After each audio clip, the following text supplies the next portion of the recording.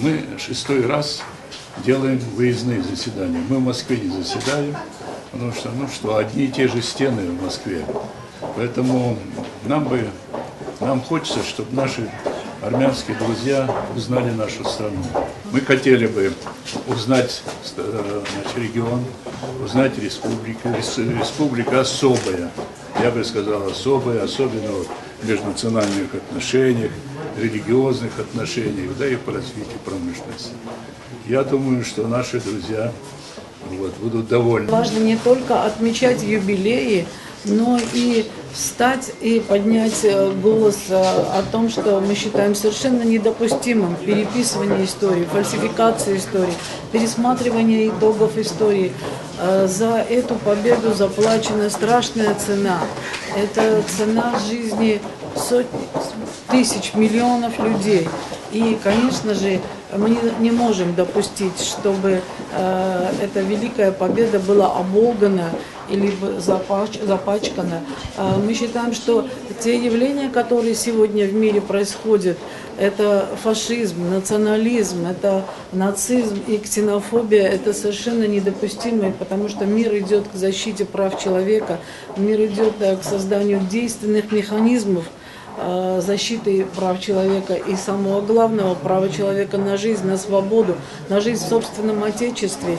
И, конечно же, если сегодня мы с вами не встанем на защиту всего этого, то очень может оказаться, что те средства, которые положены на борьбу против нашей победы, эти средства могут привести к каким-то переломам, к каким-то изменениям. Государственный народ, который не имеет своей истории, это уже не народ.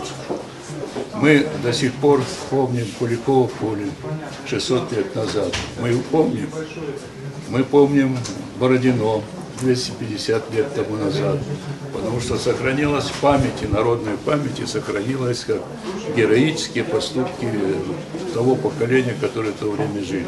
Поднимает голову нацизм.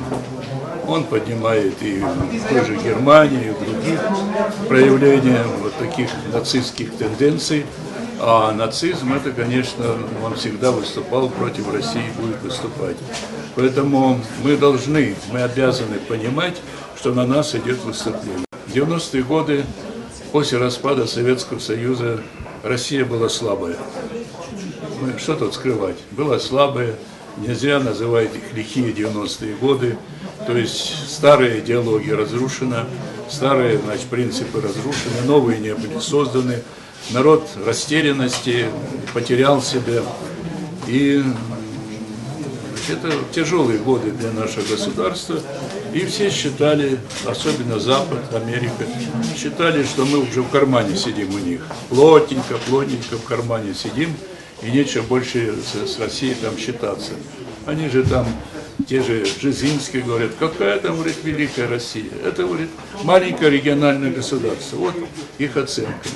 Сегодня, в 2000-х годах, когда Россия стала подниматься на ноги, мы такие не нужны. Они боятся нас. А вдруг мы опять возродимся, вдруг мы будем самостоятельным государством.